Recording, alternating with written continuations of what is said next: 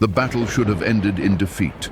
The swords were heavy, the enemy was breaking, but not fast enough, and then the light began to fade. For Bani Israel, sunset meant the law was sealed.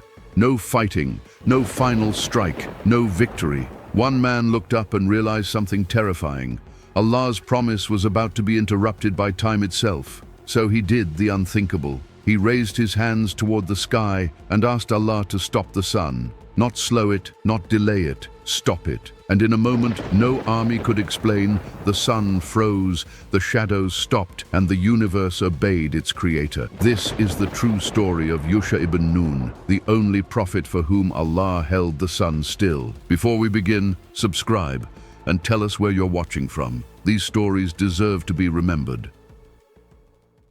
He was only a boy when his name first appeared in the story of a giant. While others whispered about Musa alayhi salam from a distance, Yusha ibn Nun walked beside him, quiet, devoted, carrying the provisions on journeys no one else dared to make. He was not the loudest among Bani Israel, nor the strongest, nor the most visible. But his heart held something that would one day move the heavens, an obedience that did not bend, and a courage that did not announce itself. In the early mornings, when the desert was still cool and the wind carried the scent of distant lands, Yusha would rise before the rest of the camp. He carried the basket of food, the water skin, and the humble tools Musa alayhi salam needed. He never asked why, he never complained. Even when the journeys grew long and the roads unfamiliar, he remained at Musa's side, not as a servant, but as a student, shaped by the mercy of a prophet. And then came the journey that changed everything. When Musa alayhi salam was commanded to travel to the meeting of the two seas, Yusha walked behind him, his steps slow but steady. He watched the prophet's determination, how every stride carried purpose, how every moment held remembrance of Allah. There was no map, no path carved in sand, only faith leading faith. They rested once by a great rock, the sea whispering its ancient secrets nearby. Yusha set down the provisions, guarding them carefully, but in a moment of wonder and divine decree, the dried fish they carried slipped away, revived by Allah, carving a living tunnel through the water. It disappeared into the sea, silently, miraculously, leaving Yusha staring in shock. In his awe, he forgot to mention it until much later, when hunger overtook him and Musa asked for the food.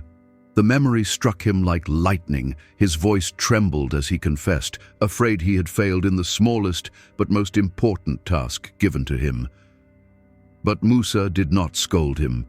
He only smiled, for the sign they had been seeking had revealed itself through the forgetfulness of a boy whose heart was still learning the weight of miracles.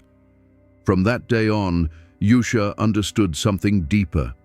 Walking beside a prophet meant witnessing the thin veil between heaven and earth. And as Musa confronted Al-Khidr at the edge of that mystical sea, Yusha watched, unable to understand all that was unfolding, yet knowing he was seeing a moment written long before he took his first breath. He saw humility that softened mountains. He saw patience that could tame storms. And he saw obedience, pure, complete, unwavering, etched into the soul of Musa alayhi salam. Yusha absorbed these lessons quietly, like a seed planted in a hidden corner of the earth, waiting for its destined season to rise. No one knew then that this boy, carrying baskets and following footsteps, would one day command armies, confront giants, and part the pages of history with a miracle so powerful that only one man in all creation would be granted it. For now, he was simply Yusha, the boy who walked beside a prophet and learned how to let Allah shape the heart of a leader. The command had been clear. The Holy Land lay before them, its valleys rich, its sky open, its promise sealed by Allah Himself. But fear can make even the chosen tremble, and Bani Israel stood at its borders like shadows, afraid of their own destiny. When the giants of the land appeared in sight, towering and fierce, the people recoiled. Their voices rose not in courage, but in refusal. "O Musa," they cried, "there are tyrants in it. We will never enter until they leave. Go you and your Lord, fight, and we will sit here." It was a moment that split history open. Their denial, their fear, their rebellion, these were not just disobedience. They were the unraveling of a promise. And so came the decree. 40 years. 40 years of wandering the barren desert. 40 years where no path led to home. The earth itself seemed to reject their steps. They would walk toward the horizon, hopeful, determined, certain that this time the land of promise lay just ahead. But when dawn came, they found themselves back where they started, circling the same sands, the same dunes, the same emptiness that mirrored the emptiness left by their disobedience. In this wandering, a generation grew old, and a generation grew ready. Yusha ibn Nun walked among them not as the boy who had once followed Musa, but as a young man watching the burdens of a nation settle quietly upon his shoulders. He saw the grief of those who longed for the land they were forbidden to enter. He saw the regret of the elders, the weariness in their eyes. He saw children grow into adults with sand as their only companion, the taste of captivity still living in their memories. And he saw Musa, السلام, carry the weight of a nation that refused to carry itself. There were nights when the desert was so silent that it felt as though the stars were listening. Yusha would sit near the Prophet of Allah, watching the fire flicker in the darkness, watching the shadows dance across Musa's face. He learned not through words, but through witnessing, how a leader remains patient when patience feels impossible, how a heart leans on Allah when people fail it again and again.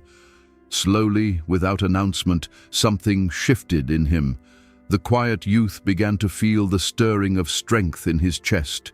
He began to understand that leadership is not granted in the moment of victory. It is forged in the years of wandering, in the endless days when nothing seems to move but time itself. The desert did not break him, it carved him. With every funeral he witnessed, every elder lowered into the sand, every tribe member lost to the passing years, Yusha understood that a new generation was rising, one that had not tasted the humiliation of slavery or the hesitation of fear. A generation that looked at him and waited. He carried water for the thirsty, settled disputes with calm fairness, encouraged the young to train their bodies and their faith. His presence grew like a tree in a barren land, quiet at first, then undeniable. And Musa السلام watched. He knew what the desert was doing. He knew the wandering was not only punishment, it was preparation. By the time the 40 years neared their end, the boy who once carried provisions had become a man whose heart could carry a nation. The land they had once feared waited still beyond the horizon. But this time, there was someone among them who would not tremble. A leader shaped by sand, silence, and surrender to Allah. Yusha ibn Nun, ready for the command that destiny had waited to deliver. When the news spread across the desert, it moved like a cold wind, slow at first, then swallowing everything in its path. Musa السلام, the man who had spoken to Allah, the prophet who had led them out of Pharaoh's chains, the heart they had leaned on for a lifetime, was gone. No army struck him down, no illness claimed him. Allah simply called back the soul he had trusted to guide a nation, and the earth became quieter than anyone had ever heard it. People wept openly, others wandered in disbelief, searching the horizon, as if Musa might return with the sunrise. Children clung to their mothers, sensing the fear in the breath of every adult. For the first time in 40 years, the desert did not feel vast, it felt hollow. And in the middle of this grief stood Yusha ibn Nun, the student who had walked behind Musa's footsteps since youth, now staring at the emptiness those footsteps left behind. He felt it before the people said it, before the elders looked to him, before the soldiers stood waiting, before the tribes grew silent in his presence, he felt the weight, heavy, immediate, terrifying. Leadership was no longer a distant possibility. It was a command descending upon him like revelation. But how do you lead a nation held together by the voice of a prophet who is no longer there? How do you speak when every memory inside you still hears Musa? How do you stand tall when your heart still kneels in grief?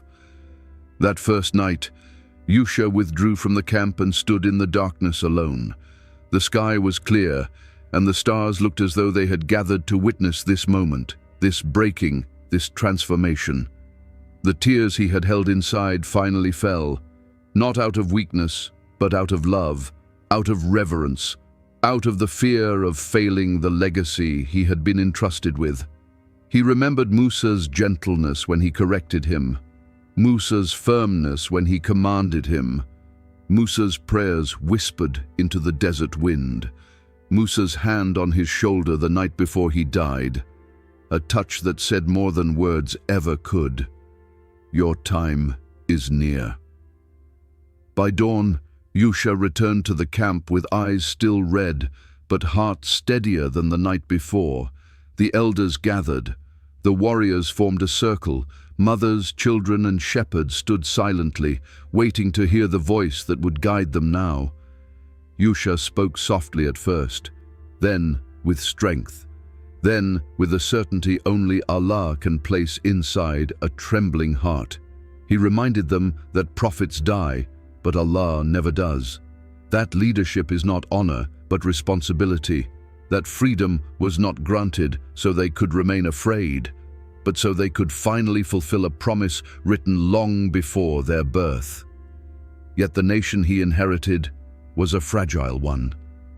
Broken by years of wandering, scarred by shame, traumatized by battles never fought, they feared war more than captivity. They feared sacrifice more than defeat. They feared faith more than the giants awaiting them across the river. But Allah strengthens whom He wills. And so He strengthened Yusha, the grief in his chest becoming humility, the fear in his veins becoming courage, the weight on his shoulders becoming purpose. By sunset, the people did not see a young man who once carried baskets behind a prophet. They saw a leader, not born in a palace but forged in the desert, the man chosen to finish what Musa had begun, the birth of a commander, beginning where the life of a prophet had ended. The river looked impossible, wide, deep, cold, its current swirling like a warning written across the surface. Behind it lay 40 years of wandering regret and unfulfilled promises. Ahead lay the Holy Land, the place their ancestors had refused to enter, the place their destiny demanded they reclaim. And standing at the front of this trembling nation was Yusha ibn Nun, the man chosen to lead them where Musa had once commanded but never lived to see. He stepped into the water first. Not a word came from his lips, only the quiet certainty that Allah does not command except in truth. Behind him, the priests carrying the Ark of the Covenant followed, their feet sinking into the cool riverbed.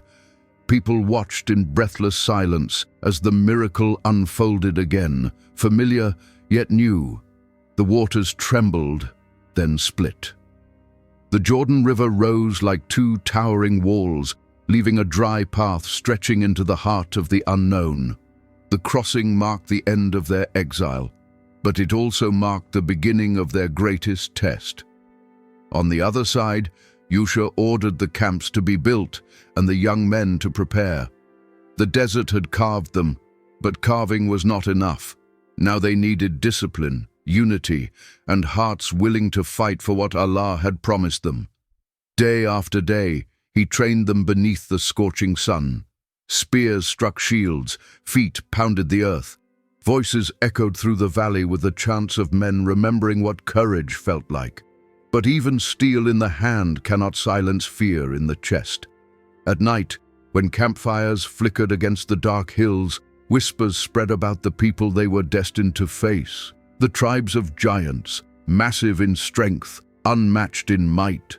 Stories carved in scripture described them as taller than walls and fiercer than storms. Children huddled close to their mothers. Warriors stared into the flames longer than usual, their jaws clenched. Yusha saw it all. He heard the tremble in their breaths, the doubt in their silence, the memories of their fathers who once refused this same mission. But he also saw something else rising, slowly, steadily, like a dawn too stubborn to be held back. Faith. It bloomed with every reminder of Allah's promise, every verse recited, every miracle recalled. For Yusha, fear was a companion, not an enemy. It walked beside him, but never before him. He carried the words of Musa in his heart, carried the trust of a prophet who had seen in him what the world had not yet seen. And then Jericho appeared, its walls towering like mountains, its gates sealed, its soldiers lining the battlements with armor gleaming beneath the sun. It was a fortress designed to mock hope, to crush ambition before it reached the stones. The people gasped. Some stepped back, others bowed their heads. Yusha did neither. He stared at the fortified city with the gaze of a man who saw not its walls, but Allah's promise behind them. He ordered the troops into formation. He inspected every shield, every horse, every rank. And though the enormity of Jericho loomed over them all, Yusha's voice cut through the fear like a blade of certainty. This land was written for us, not by strength, not by numbers, but by Allah. With every step toward the city, his heart beat not with doubt, but with the echo of destiny, a destiny waiting just beyond the shadow of its walls. The morning of the battle broke with a sky the color of burning gold. The air was thick with the scent of dust and determination, and Yusha ibn Nun stood at the front of his army, watching Jericho's gates tremble beneath the echo of marching feet. This was the day destiny had been waiting for. Not the wandering desert days, not the nights of training beneath flickering flames, not even the crossing of the Jordan. This was the day written long before any of them took their first breath.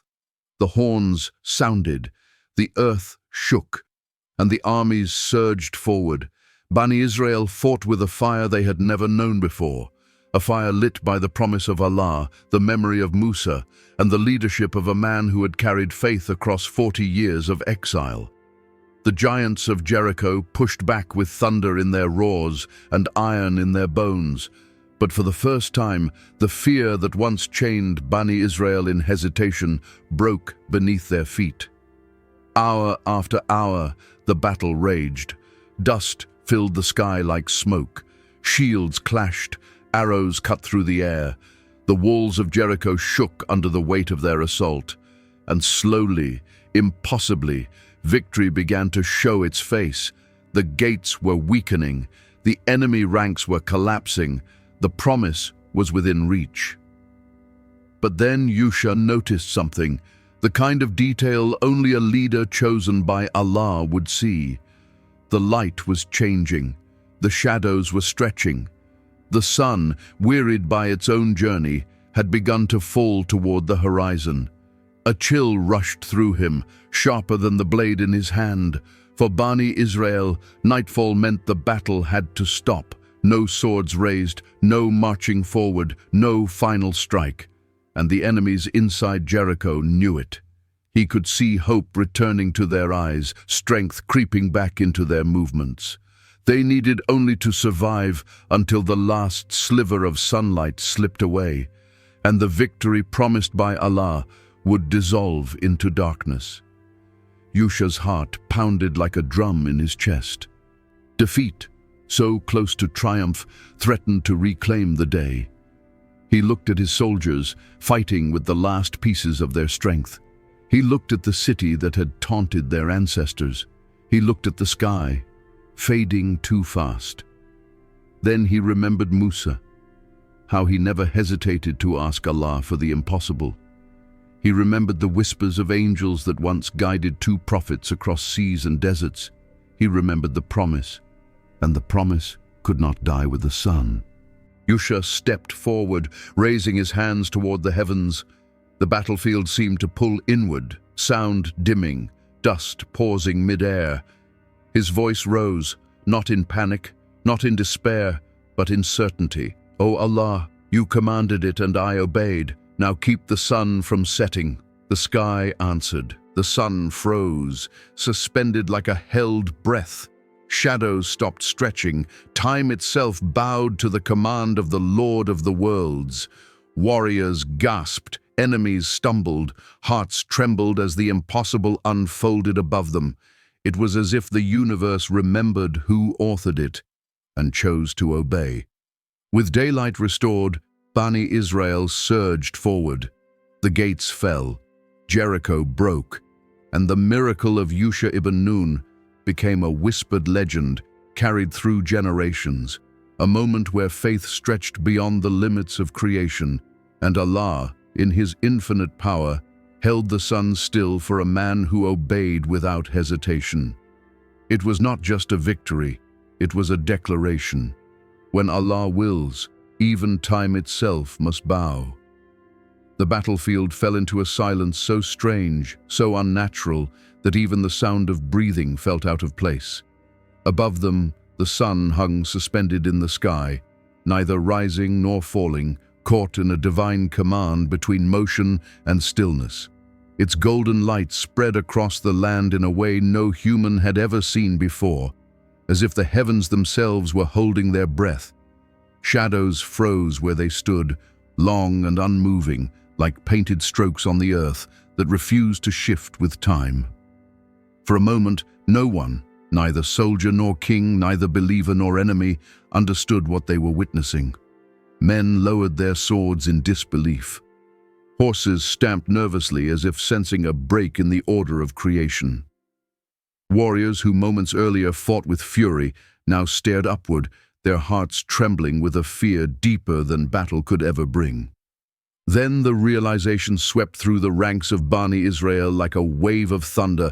Allah had answered. The sun had stopped. Time itself had bowed in obedience. Strength flooded their limbs anew. What exhaustion had stolen, faith returned. They surged forward with cries that shook the ground, their voices echoing the miracle blazing in the sky. The enemies, disoriented, terrified, stumbled backward. They had counted on the fall of night, had waited for darkness to cloak their retreat, but darkness would not come. Not yet. Not until Allah willed it. Jericho's walls trembled beneath the renewed assault. Stones cracked, gates splintered, and the defenders' courage collapsed in the face of a miracle that no fortress could withstand. Step by step, Bani Israel advanced, their silhouettes stretching across the unmoving sunlight like figures etched into eternity. The giants who had terrified their fathers, the warriors whose very names once made a nation tremble, now retreated beneath the might of a moment crafted by the Lord of the worlds. When the final barrier of Jericho fell, it was not the sound of breaking stone that marked the victory.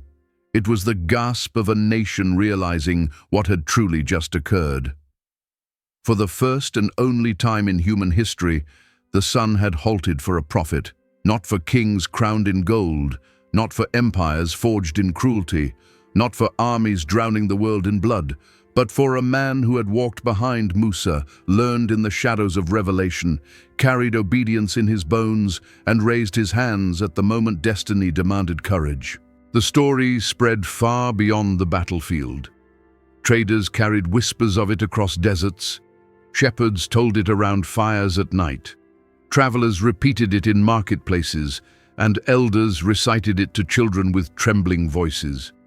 Even the nations who opposed Bani Israel felt the tremor of that day, when the order of the universe bent to the plea of a prophet who asked with sincerity and a Lord who responded with power.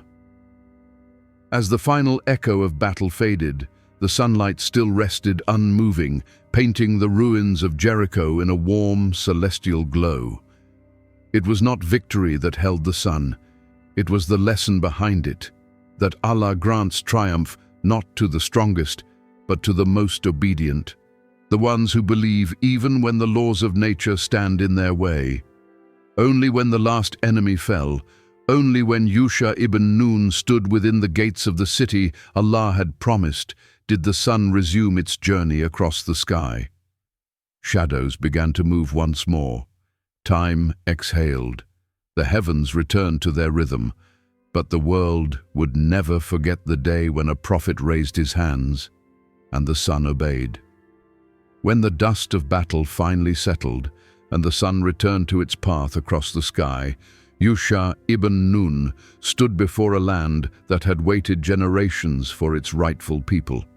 The gates of the holy city lay open, its walls humbled, its long shadow of fear lifted. For the first time since their ancestors crossed the sea with Musa, Bani Israel stood not as wanderers, but as a nation with a home. And at their head was a prophet shaped not by comfort, but by trials that carved strength into silence and certainty into humility. Yusha ruled with the justice he had witnessed in Musa, the balance between firmness and compassion, authority and mercy. He did not build monuments to himself, nor did he seek praise. His leadership was like a gentle wind, felt everywhere, seen only by its effect. Disputes were settled with fairness. The weak found protection. Worship returned to the hearts of the people, not through fear, but through the memory of the miracle they had seen with their own eyes. Yet Yusha is not mentioned by name in the Quran. Instead, Allah chose to veil him in subtlety, referencing him through the story every student of Revelation knows. And when Musa said to his young companion, a line that carries no name but carries a legacy, a single verse that hints at the quiet greatness of the youth who would one day stop the sun. Scholars recognized him. They preserved his story, honored his courage, and narrated his miracle with awe. They taught generations that a man need not be famous in his time to be eternal in the sight of Allah. They wrote his name beside the rarest of honors, a miracle not offered to any prophet before him and never given to any prophet after. His miracle was not just a moment in history. It was a message carved into the universe itself. A message that faith is not measured by the volume of one's voice, but by the depth of one's obedience. A message that courage is not the absence of fear, but the refusal to let fear lead. A message that Allah can suspend the sun in the sky, not for armies, not for empires, but for a single servant who stands firm when all others hesitate. Long after Yusha ibn Nun returned to his Lord, long after his people entered the land Allah had promised, his legacy remained. Not in statues, not in inscriptions, not in marble or stone, but in the lessons passed from tongue to tongue, heart to heart. That Allah does not forget those who do not forget Him, that He grants victory in ways the world cannot understand, that even the laws of creation bend when Allah wishes to honor the obedient. And so we remember Yusha not merely as the boy who walked behind Musa, nor as the commander who conquered Jericho, nor even as the prophet for whom the sun stopped. We remember him as a reminder of what a human heart can become when it surrenders fully to the will of the Lord of the worlds. Miracles do not come to the strongest, but to those whose hearts bow before Allah, even when the world stands against them.